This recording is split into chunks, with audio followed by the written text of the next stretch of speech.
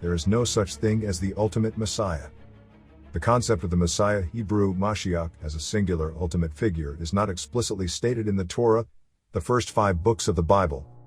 While the Torah contains references to future figures like the seed of the woman in Genesis 3:15, there is no clear mention of a singular, world-redeeming Messiah. Passages in books like Isaiah, Jeremiah, and Ezekiel describe future leaders or figures from the line of David. These figures are often understood as prophecies of a Davidic king. However, these are not descriptions of a singular ultimate Messiah. The Messiah in these texts is not described as a final, world-changing figure in the later sense that Jewish, Christian, and Islamic traditions would come to develop. The Christian idea of Jesus as the Messiah, Christ, is later developed in the New Testament. However, it is not fully anticipated or described in the Hebrew Bible. The concept of the ultimate Messiah in Christian theology emerges after Jesus' life, death, and resurrection. The return of Jesus as a Messiah is not explicitly mentioned in the Torah or the Bible.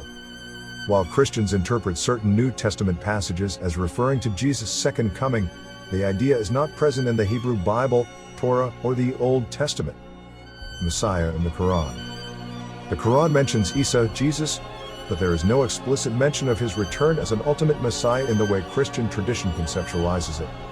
While Surah An-Nisa 4-157-159 denies the crucifixion and states that Isa was raised by Allah, it does not directly indicate that Isa will return as a final savior.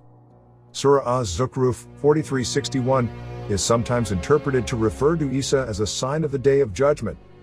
However, the Quran does not offer detailed descriptions of his second coming.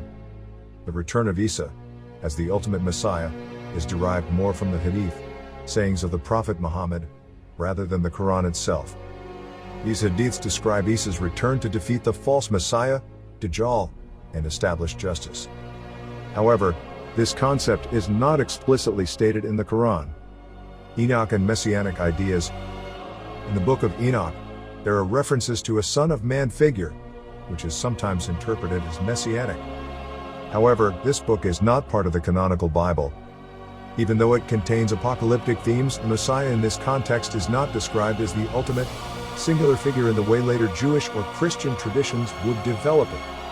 Conclusion: there is no explicit mention of an ultimate Messiah in the Torah, Bible, or Quran. While certain passages in the Hebrew Bible and Quran mention figures who will bring justice or salvation, such as the Davidic king in the Hebrew Bible or Isa's return in Islamic tradition, none of these sources clearly outline a singular, ultimate Messiah as a final figure of universal salvation.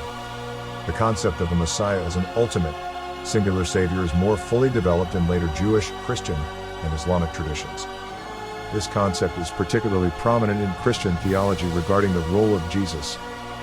Isa's return is an important theme in Islamic eschatology but is not explicitly mentioned in the Quran as a detailed return of an ultimate savior figure. The concept of Isa's return comes mainly from Hadith literature, which is a later source. The return of Jesus as the ultimate Messiah is not mentioned in the Torah or the Bible either.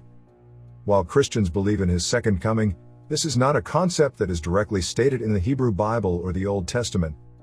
In conclusion, based on our discussion, it is clear that the idea of the ultimate Messiah and the explicit return of Jesus, as conceptualized in later religious thought, are not directly outlined in the Torah, Bible, or Quran.